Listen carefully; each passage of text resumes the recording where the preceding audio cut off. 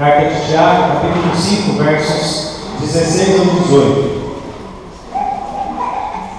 Diz assim a palavra do Senhor: Confessai, pois, os vossos pecados uns aos outros e orai uns pelos outros para serdes curados. Muito pode, por sua eficácia, a súplica do justo. Elias era homem semelhante a nós, sujeito aos mesmos sentimentos, e orou com instância para que não chovesse sobre a terra, e por 3 anos e 6 meses não choveu. E orou novamente, de novo, e o céu deu chuva, e a terra fez germinar os frutos. Amém. Vamos orar? Senhor, nós nos colocamos na Tua presença agora com uma necessidade específica, que é de compreendermos, de recebermos entendimento do Senhor para compreendermos a Tua palavra e colocarmos a Tua palavra em prática nas nossas vidas. Ajuda-nos, ó Deus, que o Teu Espírito Santo esteja nos orientando individualmente, para que juntos saímos aqui nessa noite compreendendo a Tua palavra. Amém. Muito bem. Como os irmãos estão vendo ali no slide, o tema da nossa mensagem é: Deus atua pela oração dos justos. Lá em Isaías nós vemos Deus descontente, Deus insatisfeito, porque o povo de Deus estava na prática da injustiça. O povo de Israel havia se desviado dos caminhos do Senhor e continuava prestando culto, como se isso fosse resolver alguma coisa. Deus diz assim: olha, vai resolver primeiro a injustiça, remove primeiro a iniquidade que tem no coração de vocês e nas suas práticas, para que o sacrifício de vocês seja aceitável, para que eu possa receber alguma coisa que venha de vocês. E nós vemos aqui Tiago falando especificamente sobre isso. Quando eu penso no tema da oração e de uma vida de oração, vem sempre na minha mente aquela imagem ali, uma pessoa prostrada, com as suas mãos estendidas, falando com Deus. Por isso que eu fiz questão de colocar, eu procurei uma imagem que pudesse representar aquilo que vem à minha mente. E o texto diz, no verso 16: muito pode, por sua eficácia, a súplica do justo. E é a segunda imagem que nós temos aí. Pode expressar bem, esse versículo 16 pode expressar bem uma imagem real sobre oração, que não é apenas uma questão de postura, mas é algo que acontece primeiro dentro de nós. Há alguns que advogam que a oração tem que ser de joelho, os outros em pé. Os judeus oravam em pé, muitas vezes se ajoelhavam. Outros prostrados, com o rosto em terra. Eu conheci um pastor que tinha um calo na testa, um calo mesmo grande, porque ele orava. Ele dizia que a revelação que ele teve é que Deus queria que ele orasse com a cara no pó, e ele orava com a testa no chão, e ele tem um calo assim, dessa prática, de oração.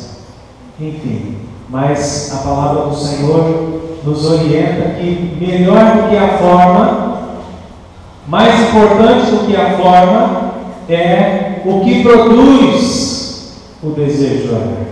É onde nasce, é a fonte do desejo de relacionar-se com Deus, que faz toda a diferença.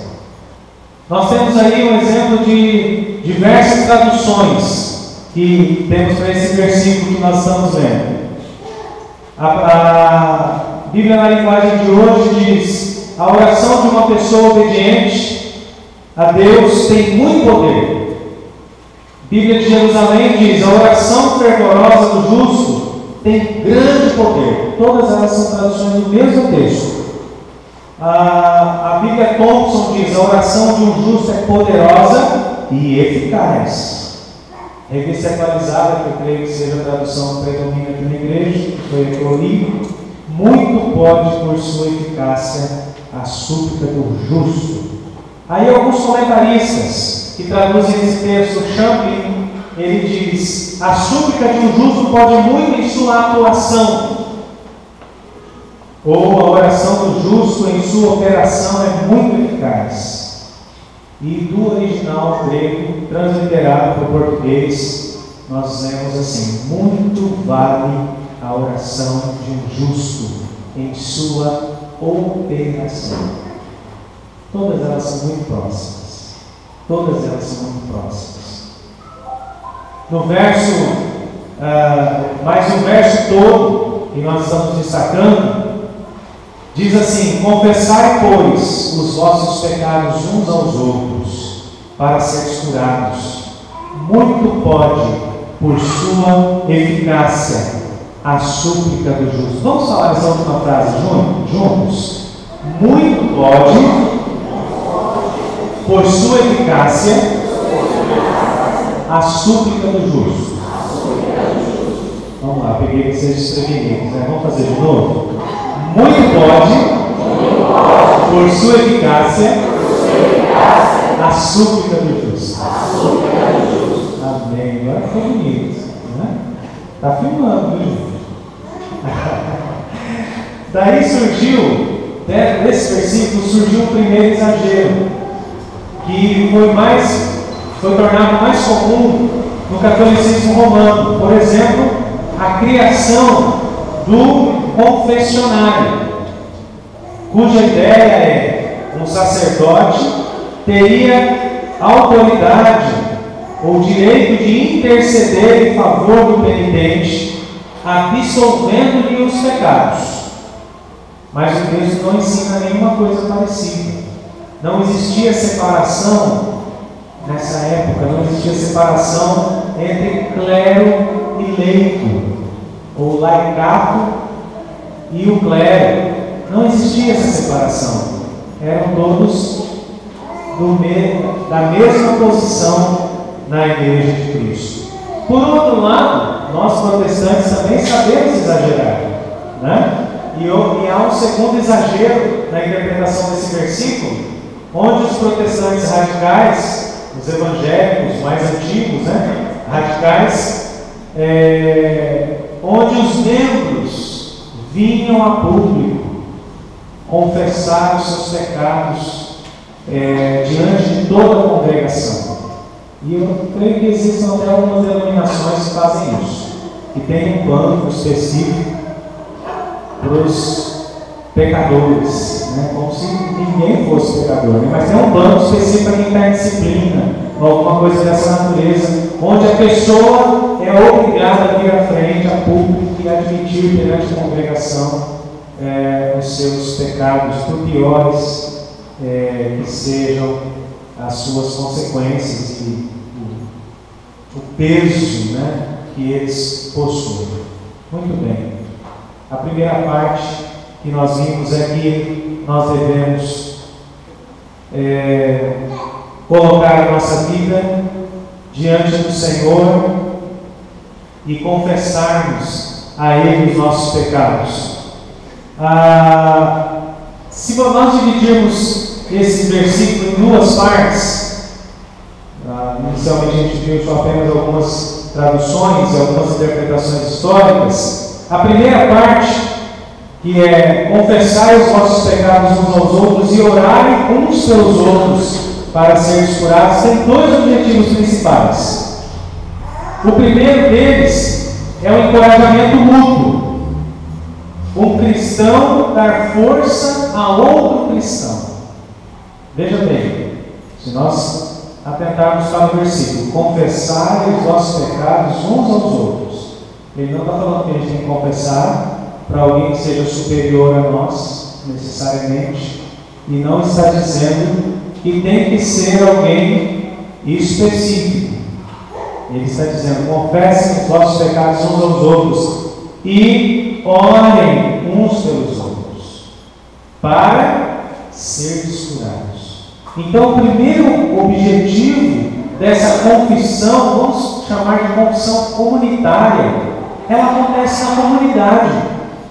Ela acontece dentro de casa, com os nossos familiares. Ela acontece com os nossos irmãos mais chegados.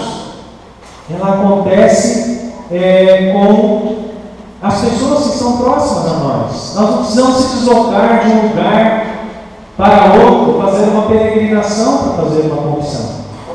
Ela atinge o propósito estabelecido nas Escrituras, desde que seja feita com alguns critérios que nós vamos ver. Mas ela promove, em primeiro lugar, o encorajamento mútuo. Poxa vida, quando eu sei que eu posso confiar no meu irmão e abrir o meu coração para ele, eu me sinto encorajado, apoiado. E quando eu sou usado por Deus para receber a confissão do meu irmão e orar e ministrar sobre a vida dele, eu me encorajo. Então há uma troca, há uma cumplicidade, um comprometimento. Nós caminhamos juntos. Nós não estamos caminhando paralelamente um ao outro e cada um buscando da sua maneira. Nós devemos caminhar junto até mesmo quando se trata de confessar os nossos pecados. Amados, o objetivo é que, através da confissão de pecados, uns aos outros, fraquezas, tentações, ao colocarmos isso para fora, os nossos mais íntimos problemas e males, há uma limpeza, alívio de sentimentos negativos, culpas e remorsos na nossa vida. Lógico que isso deve ser feito, e aqui há um alerta, deve ser feito a uma pessoa justa, a um homem ou a uma mulher de Deus, a alguém sábio, sábia, entendido, conhecedor da palavra, porque senão nós podemos cometer ou correr o risco de sermos prejudicados. Uma pessoa crente que seja equilibrada e responsável, sã na fé, é o desabafo, a busca de ajuda, na qual devemos aprender a exercitar com muita humildade, sinceridade, no sentido de sermos encorajados a vencer o mal com o bem. Então, o primeiro objetivo de confessarmos os nossos pecados uns aos outros é o encorajamento mútuo. É a gente saber que o meu irmão, puxa vida, eu admiro tanto esse meu irmão, e de repente esse meu irmão vem e confessa um pecado para mim. E eu tenho a oportunidade de orar com ele, de compreendê-lo, de amá-lo e de respeitá-lo ainda mais. Porque nós corremos o risco de idolatrarmos algumas pessoas e achar que, porque a gente vê essa pessoa esporadicamente, a gente não convive com ela o suficiente, a gente acha que ela não tem problema, a gente acha que ela não peca, a gente acha que ela não comete erros, que ela não tem pensamentos errados. E quando isso acontece, nós nos encorajamos e a gente se sente mais humano. Nós nos sentimos mais humanos. E o Senhor quer que nós sejamos mais humanos, conosco mesmo e com o nosso próximo. O segundo objetivo de confessarmos uns aos outros é a busca de reconciliação e o perdão, que é a consequência dessa prática. A pessoa que prejudicou outra faz bem aproximar-se da outra, confessar o seu pecado, pedindo desculpas, pedindo perdão. Isso é muito importante. Trata-se de um ensinamento prático que todos deveríamos fazer, que todos deveríamos colocar em prática nas nossas vidas. Não deixe o problema aumentar. Intervenha, admita a sua parcela de culpa. Muitas vezes o orgulho nos impede. A palavra de Deus diz que o ofendido é que deve procurar a reconciliação. E às vezes nós nos colocamos na posição de ofendidos e achamos que temos o direito de manter aquela desavença, manter aquele afastamento, aquela ruptura, nos achando no direito e aguardando para que o ofensor se arrependa. Mas nós devemos nos apressar em resolver as coisas que nos afastam das pessoas. Quantas dificuldades, quantas dores e mágoas não são tratadas porque não seguimos este conselho. Buscar a reconciliação com quem ofendemos é um ponto básico da vida cristã. Admitir os nossos erros. Admitir que em algum momento nós não administramos bem uma situação. Perdemos o juízo, ficamos nervosos, perdemos o centro, saímos do centro da nossa vida e fizemos besteira, ou permitimos que acontecesse alguma coisa de errado. Então nós devemos fazer isso, porque é um conselho da palavra de Deus. Confessar os nossos pecados uns aos outros, para sermos curados. Uma lição que eu aprendi é que é mais fácil confessar tentação do que pecado. Quando nós aprendermos a confessar as tentações, nós seremos menos pecadores. Porque quando confessamos as tentações, nós evitamos que o pecado, muitas vezes evitamos que o pecado aconteça. E às vezes a gente fica aqui só maquinando, premeditando, matutando, e não compartilhamos isso com ninguém. E por conta disso, os pecados são concebidos e as consequências vêm sobre a nossa vida. Sobre a segunda parte do versículo, que é a que nós recitamos juntos, muito pode por sua eficácia a súplica do justo. Um famoso rabino judaico escreveu assim: a oração é mais forte e melhor que as boas obras. A oração é mais forte e melhor que as boas obras. Um autor desconhecido diz: a oração não muda a mente de Deus, mas com certeza muda o meu coração. A vida do homem e da mulher que ora está sendo constantemente transformada. Eu tenho um certo cuidado com aquela expressão de que a oração move a mão de Deus. Durante um tempo se falou muito a esse respeito. A oração move a mão de Deus. Mas eu prefiro entender que a oração muda a minha vida. Quando eu oro, quando eu falo com Deus, quando eu confesso os meus pecados, eu vou sendo aperfeiçoado pelo Senhor. Eu vou sendo transformado pelo Senhor. Porque muitas vezes eu fico orando e insistindo em algo e não entendo que Deus não quer aquilo para a minha vida, e eu passo a buscar inveteradamente aquela determinada coisa e permaneço frustrado. Agora, quando eu deixo Deus tratar a minha vida, deixo Deus mudar a minha vida, eu vou compreender melhor o que Ele tem para mim e o que Ele não tem para mim, o que Ele não quer, o que Ele não deseja para a minha vida. A oração tem um forte ato criador, modifica pessoas e altera circunstâncias. A oração modifica pessoas e altera circunstâncias. Então ela é poderosa. A oração é poderosa. São diversos exemplos na Bíblia de homens justos que Deus ouviu, se compadeceu e até mudou de planos. Mas por conta desses versículos eu não posso acreditar que em toda e qualquer situação eu possa manipular a Deus, mover a mão de Deus da maneira como eu quero. Mas nós temos o exemplo de Êxodo 32:11. Temos uma súplica e oração de Moisés ao Senhor, para que ele não acendesse contra o povo de Israel o seu furor. Nesta oração, Moisés lembra da aliança feita a Abraão, Isaque e Israel. E assim narra o texto: Então se arrependeu o Senhor do mal que dissera que havia de fazer ao povo. A oração de Moisés, a oração daquele homem mudou uma situação. A intercessão de Moisés, novamente, um justo, obtém do Senhor o perdão do pecado cometido pelo povo.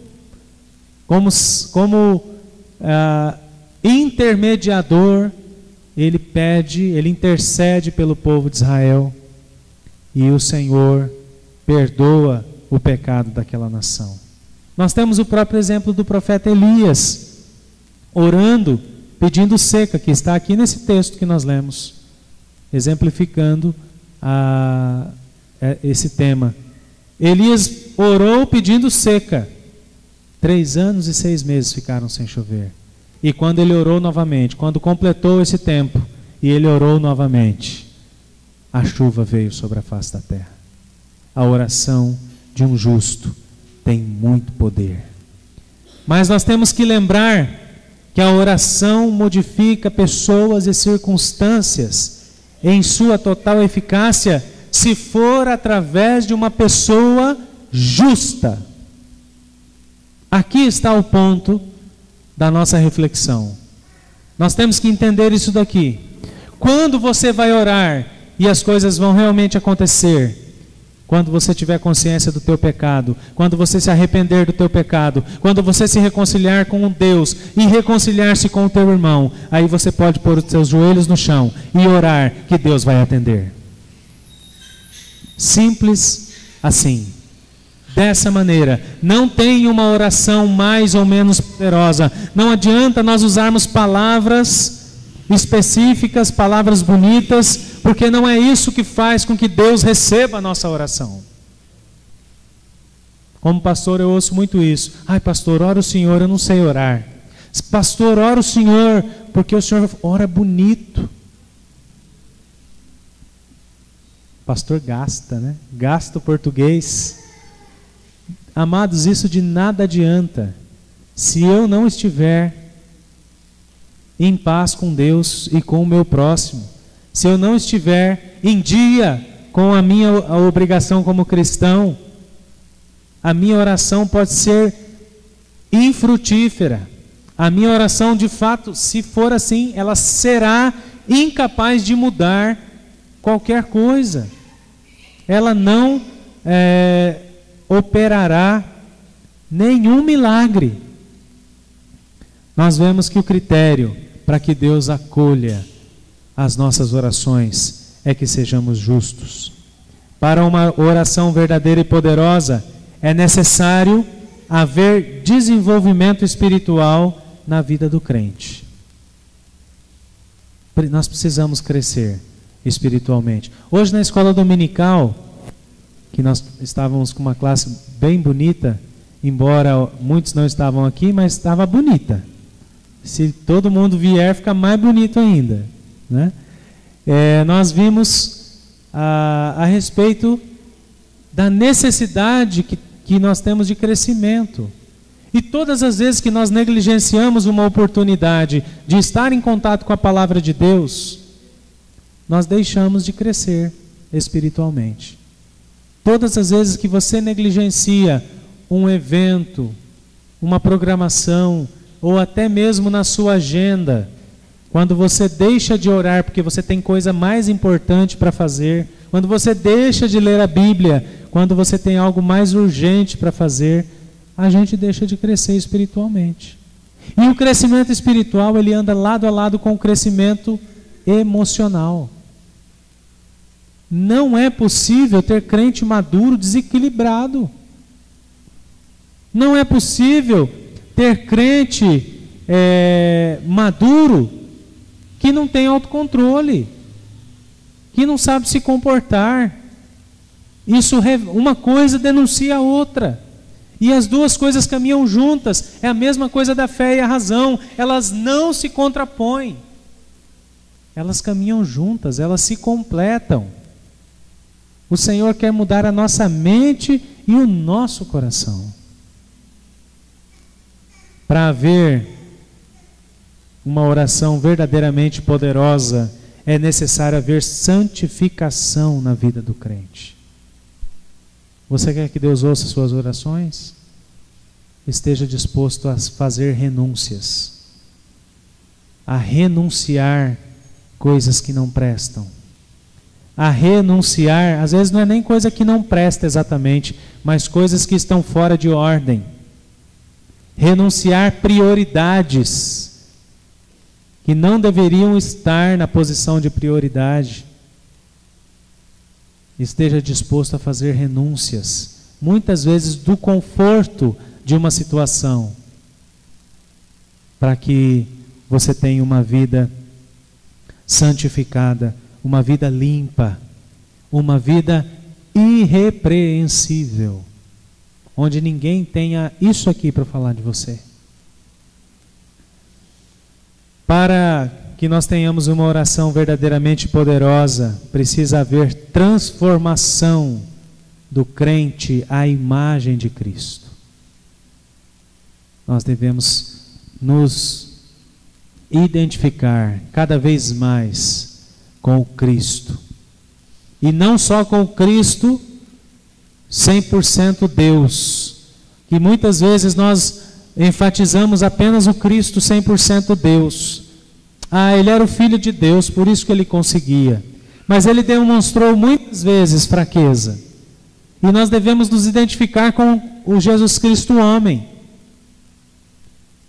Aquele que sofreu muitas coisas na pele por ser o Filho de Deus. Aquele que passou por agonia, aquele que ficou irado, indignado com a injustiça. Aquele que foi radical na sua fidelidade a Deus e levou essa radicalidade até a cruz do Calvário. Nós temos que nos identificar com esse Cristo, homem. Nós já aprendemos, amados, e não devemos nunca esquecer desse princípio. A graça dispensa o mérito. Nós não precisamos merecer, mas a graça não dispensa o esforço. Nós devemos nos esforçar. Se você não está se esforçando para ser um cristão, para ser santo, para ser um servo fiel, uma serva fiel, então você ainda não está dando a importância devida à graça de Deus. Para sermos verdadeiramente poderosos em oração, e alguns em especial têm o dom da oração e cura, a oração é eficaz quando é empregada com o bom propósito, com cuidado e muito zelo. Nós não podemos falar qualquer coisa para Deus. Nós não podemos orar de qualquer maneira. Nós não devemos nos esquecer no processo da oração quem nós somos e quem Deus é. Eu vejo na experiência principalmente do salmista muita sinceridade na oração. E isso é maravilhoso. Nós precisamos ser sinceros. Nós precisamos admitir os nossos sentimentos. Se você está decepcionado, fala que você está decepcionado para Deus. Isso vai ser bom, isso vai te curar, vai me curar. Porque está relacionado com saúde espiritual e saúde emocional. E saúde emocional, para nós conquistarmos, nós precisamos admitir o que a gente realmente sente.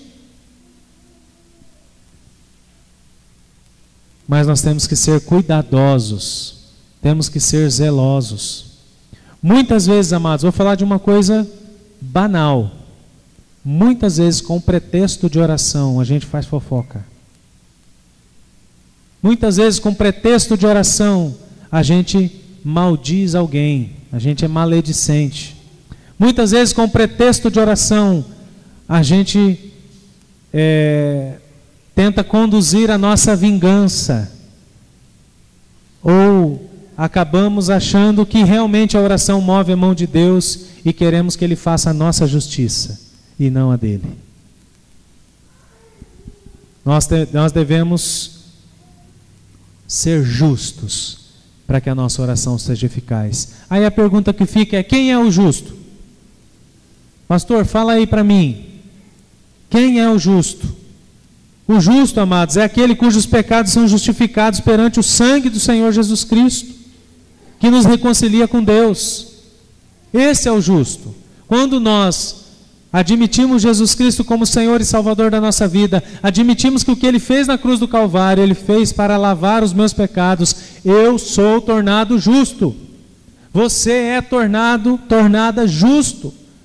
Os seus pecados foram justificados na cruz do Calvário. E se você crê nisso piamente, de todo o teu coração, você é um justo, você é uma justa.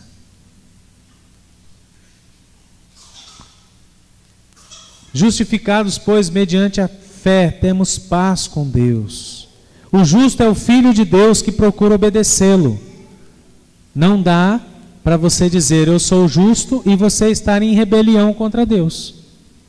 Por quê? Porque se você está em rebelião contra Deus, você está dizendo, então, eu não sou justo. Os irmãos estão entendendo? Uma coisa confirma a outra. O justo viverá pela fé. Não dá para você achar que é justo e você está vivendo ainda com base nas circunstâncias, olhando para as circunstâncias.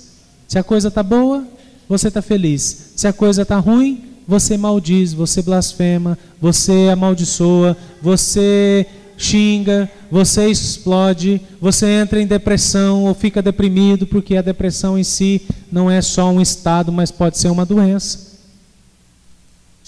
Nós não podemos oscilar conforme o sabor das circunstâncias, se nós realmente somos homens e mulheres que estão servindo a Deus e sendo guiados pela fé. A oração do justo é eficaz e tem grande poder. Lembramos de Efésios 4,18, que diz, a vereda, o caminho dos justos é como a luz da aurora, que vai brilhando mais e mais, até ser dia perfeito. Olha que maravilha. O caminho do justo vai sendo iluminado e essa luz vai crescendo gradativamente até preencher toda a situação.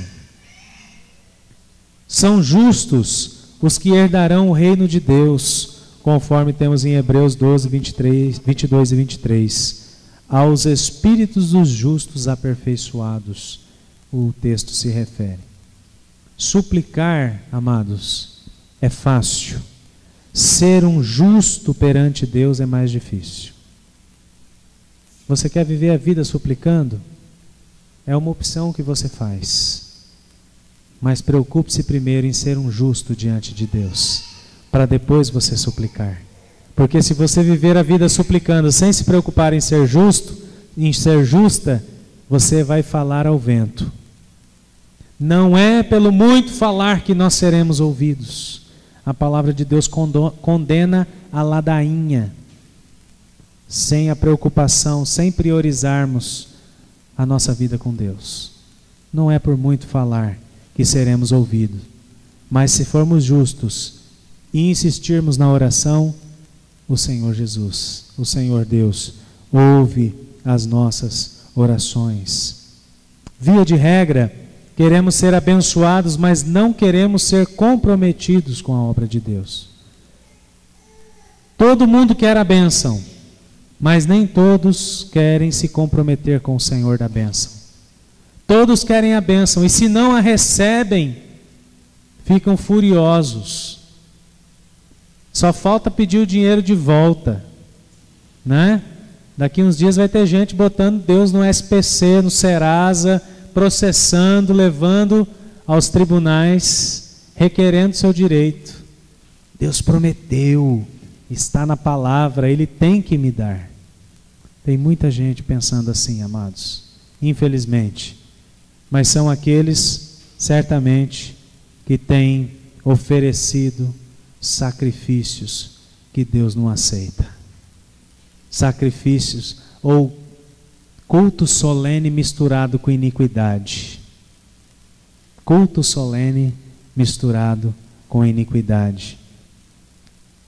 Nós devemos nos santificar, buscar a paz, a reconciliação, crescermos espiritualmente, lermos, conhecermos, estudarmos, nos afadigarmos no conhecimento da palavra de Deus e orarmos com fé, que o próprio Tiago vai falar mais sobre a oração. Ele fala assim: ore com fé, em nada duvidando, para que vocês possam receber do Senhor as bênçãos, para que nós possamos falar com Deus e termos a certeza de que estamos sendo ouvidos. Não adianta nós falarmos com Deus sem ter a convicção de que Ele nos conhece. Seria a mesma coisa que você sair daqui, se dirigir até Brasília, a Granja do Torto, bater lá no portão da casa da presidenta e dizer para o segurança: olha, eu quero falar com a minha presidenta,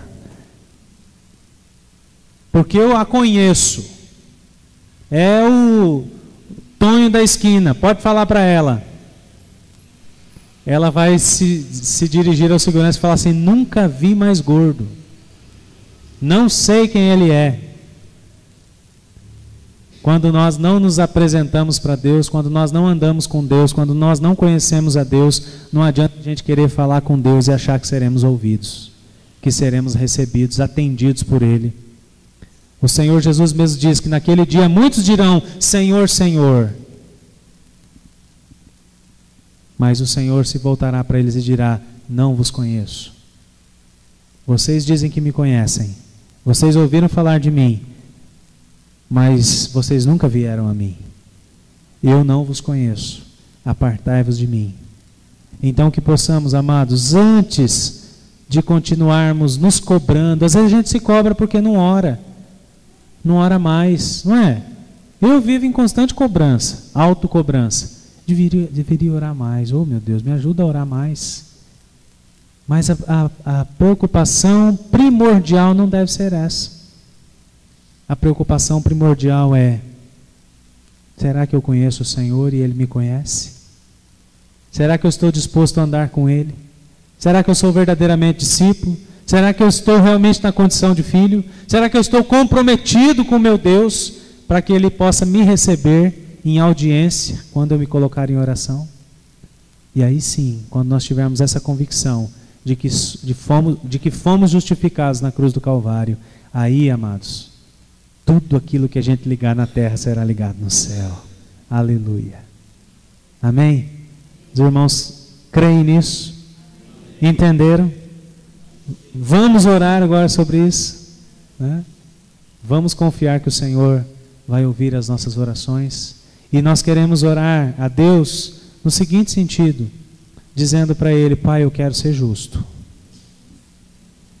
Você vai dizer para Ele: Senhor, eu quero ser justa. Eu quero ser uma mulher justa. E eu quero confiar completamente no Senhor. Eu quero caminhar contigo. E se eu precisar falar contigo, eu quero ter certeza que o Senhor está me ouvindo.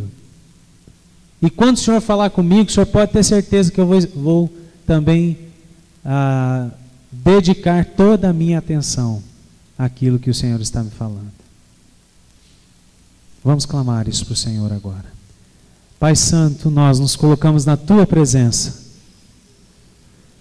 Tua palavra diz que nós pedimos e não recebemos, ó Deus, porque pedimos mal. Não pedimos da maneira correta. Pedimos antes de querer, desejar ardentemente sermos justos. Pedimos a Deus numa condição precária do nosso coração, dos nossos sentimentos, da nossa fé. Pedimos e insistimos e fazemos campanha, e outros fazem corrente, e outros fazem tantas coisas, Pai. É tanta falação, tanta murmuração, que eu não sei como é que o Senhor aguenta. Mas nós fazemos isso e não recebemos, porque nós estamos preocupados com o ter. Não estamos mais preocupados com o ser. Não estamos mais preocupados em sermos diferentes, em sermos transformados, em não precisarmos de coisa alguma para determinar a nossa felicidade. Nós deveríamos, ó Deus, estarmos mais preocupados em estarmos contigo do que recebermos alguma coisa, alguma dádiva, algum presente, algum benefício do nosso relacionamento com o Senhor. Oh Pai, eu me sinto envergonhado, porque muitas vezes as minhas orações não são aceitas, não são agradáveis para o Senhor. Muitas vezes as minhas orações têm mais a ver com uma requisição, com um pedido que eu acho que estou protocolando no céu, e se eu tiver sorte eu vou receber, um dia esse pedido vai ser recebido por algum anjo. Oh Pai, quão longe muitas vezes eu me encontro da realidade espiritual. Ajuda-nos, ó Deus, como povo, como comunidade de fé, a vivermos uma espiritualidade saudável e um crescimento saudável, ó Pai, do nosso relacionamento com o Senhor. Ajuda-nos, ó Deus, a falar menos e a confiar mais, a crer mais, a perceber a Tua presença, o Teu cuidado, o Teu amor, a Tua dedicação na nossa vida, sem nenhuma palavra. Quando Elias se colocou naquele lugar onde ele estava escondido, fugindo, ele esperou o Senhor falar, ele esperou o Senhor bradar, mas o Senhor não falou, o Senhor não se manifestou de uma maneira estrondosa, agressiva. O Senhor sussurrou. E os nossos corações, as nossas mentes se encontram tão barulhentos, tão conturbados, que nós não escutamos. O Senhor fala e a gente não escuta. E nós falamos e falamos e não damos oportunidade para ouvir a Tua brisa. Tem misericórdia na minha vida, Pai, e da vida do Teu povo que se reúne aqui nessa noite, e nos ajuda a caminhar da maneira correta, nos ajuda a sermos justos. Abençoe para que essa semana seja uma semana de vitória no que diz respeito, ó Deus, ao nosso crescimento na prática da justiça. Oh Deus, que nós saímos aqui nessa noite malucos, doidos para fazer, ó Deus, atos de justiça, a nos reconciliar com o pipoqueiro que seja, com qualquer pessoa com quem a gente ainda tem alguma reserva negativa, que possamos, ó Deus, nos dirigir a essa pessoa e falar: eu entendi o que é ser cristão, e eu quero que você me perdoe. Eu entendi o que precisa para Deus ouvir as minhas orações, e eu quero que você me desculpe. Eu fui áspero, eu fui arrogante, eu fui orgulhoso, orgulhosa, eu fui ciumento, eu me precipitei, me perdoa.